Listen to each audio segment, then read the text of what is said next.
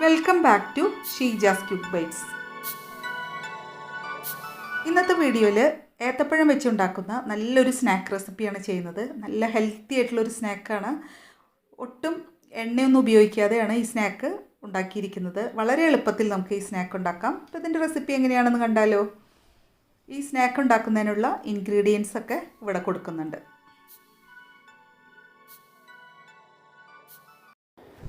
ആദ്യം നമുക്ക് പഴത്തിനുള്ളിൽ വെക്കാനുള്ള ഫില്ലിംഗ് ഉണ്ടാക്കിയെടുക്കാം. 150 ഗ്രാം ശർക്കര ഉരുക്കി അരിച്ചു വെച്ചിരിക്കുന്ന പാനി ഒരു പാനിലൊഴിച്ച് ഒന്ന് തിളപ്പിച്ച് ഒന്ന് കുറുകി വരുമ്പോൾ ഇതിലേക്ക് 3/4 കപ്പ് ചിരവിയെടുത്ത തേങ്ങ ചേർത്ത് നന്നായിട്ട് വിളയിച്ചെടുക്കണം. ഫ്ലേവറിനായിട്ട് 3 ഏലക്കായും 1/2 ടീസ്പൂൺ ജീരകവും ചേർത്ത് പൊടിച്ചത് ചേർത്ത് കൊടുക്കാം. ഇനി 3/4 കപ്പ് ചുവന്ന അവലാണ് ഞാൻ എടുത്തിരിക്കുന്നത്. ചേർത്ത് നന്നായിട്ട് ഇളക്കി യോജിപ്പിക്കാം. ചുവന്ന അവലാവുമ്പോൾ നമ്മുടെ സ്നാക്ക് ഒന്നും കൂടെ ഹെൽത്തി ആയിരിക്കും. ഇനി 1 ടീസ്പൂൺ നെയ്യോ ബട്ടറോ ചേർത്ത് കൊടുക്കാം. അപ്പോൾ നമ്മുടെ ഫില്ലിംഗ് റെഡി ആയിട്ടുണ്ട്. ഈ ഫില്ലിംഗ് നല്ല ടേസ്റ്റ് ഉണ്ട് കഴിക്കാനായിട്ട്. ഇനി നമുക്കിതൊരു ഭാഗത്ത് മാറ്റി വയ്ക്കാം. ഇനി ഒരു വാഴയില എടുത്ത് നമ്മൾ ഗ്യാസിൻ്റെ ഫ്ലെയിമിൽ കാണിച്ച് ഇതുപോലെ ഒന്ന് വാട്ടിയെടുക്കുക. നന്നായിട്ട് വാട്ടിയെടുക്കണം. നമുക്ക് പഴം കവർ ചെയ്തെടുക്കാനുള്ളതാണ്. ഒന്ന് കഴുകി തുടച്ചെടുക്കണം വാഴയില. അതിനുശേഷം നമുക്ക് ഏത്തപ്പഴം എടുത്ത് 2 സൈഡും കട്ട് ചെയ്ത് മാറ്റുക. നടുവേ ഇതുപോലെ വരഞ്ഞ് നല്ലൊരു സ്പേസ് ഉണ്ടാക്കിയെടുക്കാം. മറ്റേ സൈഡ് കട്ടായി പോവരുത്. ഇനി നമുക്ക് ഫില്ലിംഗ് ഇതിനുള്ളിൽ വെച്ച് കൊടുക്കാം. ഈ പഴത്തിനുള്ളിൽ അരി കഴിക്കാത്തവരാണെങ്കിൽ അത് എടുത്ത് മാറ്റിയിട്ട് ഫില്ലിംഗ് വെക്കണം.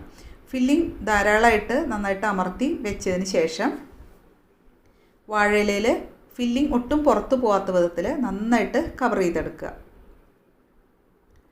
ഇനി വാഴനാര് വെച്ചോ അതല്ലെങ്കിൽ ഒരു ത്രെഡ് വെച്ചോ ഇതൊന്ന് കെട്ടിയെടുക്കണം. ഞാനിവിടെ വാഴനാര് വെച്ചിട്ട് തന്നെ കെട്ടിയെടുത്തിട്ടുണ്ട്. ബാക്കി 2 പഴവും ഇതുപോലെ തന്നെ ചെയ്തെടുക്കുക. 3 വിധത്തിൽ നമുക്ക് ഈ പഴത്തിൻ്റെ സ്നാക്ക് കുക്ക് ചെയ്തെടുക്കാം. ഗ്യാസിലാണെങ്കിൽ പാൻ ചൂടായതിന് ശേഷം മീഡിയം ലോ ഫ്ലെയിമിലാക്കി അടച്ചു വെച്ച് തിരിച്ചും മറച്ചുമിട്ട് കുക്ക് ചെയ്തെടുക്കണം. ഓവനിലാണെങ്കിൽ 180 ഡിഗ്രിയിൽ 10 മിനിറ്റ് പ്രീ ഹീറ്റ് ചെയ്ത ഓവനിൽ 180 ഡിഗ്രിയിൽ 30 മിനിറ്റാണ് ബേക്ക് ചെയ്തെടുക്കേണ്ടത്. 15 മിനിറ്റ് കഴിയുമ്പോൾ ഓവൻ തുറന്ന് ഈ പഴത്തിൻ്റെ സ്നാക്കൊന്ന് മറിച്ച് വെച്ച് കൊടുക്കണം. ഇപ്പോൾ ഇവിടെ 30 മിനിറ്റ് കഴിഞ്ഞു. ഞാൻ ബേക്ക് ചെയ്തെടുത്തിട്ടുണ്ട്. പിന്നെ അടുത്തൊരു മെത്തേഡ് സ്റ്റീം കുക്കാണ്. സ്റ്റീം കുക്ക് ചെയ്യുമ്പോൾ ഒരു 15 മിനിറ്റൊക്കെ സ്റ്റീം കുക്ക് ചെയ്തെടുത്താൽ മതിയാവും. അപ്പോൾ ഞാൻ ചൂടോടുകൂടെ തന്നെ ഈ ഇല അഴിക്കുകയാണ്.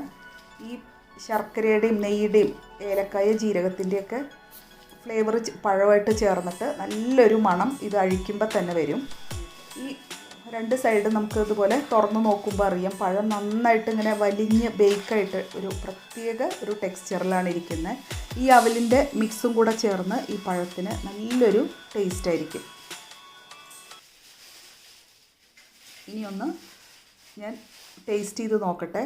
എൻ്റെ പേഴ്സണലായിട്ട് നല്ലൊരു ഫേവററ്റ് സ്നാക്കാണ് ഈ പഴത്തിൻ്റെ സ്നാക്ക്.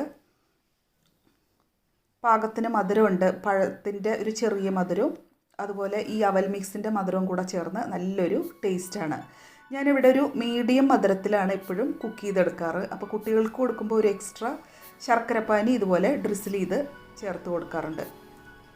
പഴമൊക്കെ കൂടുതൽ വരുന്ന അവസരങ്ങളിൽ പഴം കഴിക്കാൻ കുട്ടികൾക്ക് മടിയായിരിക്കും. അപ്പോൾ ഇതുപോലെയൊക്കെ ഉണ്ടാക്കി കൊടുത്താൽ കുട്ടികൾക്കും കഴിക്കാൻ വളരെ ഇഷ്ടമായിരിക്കും.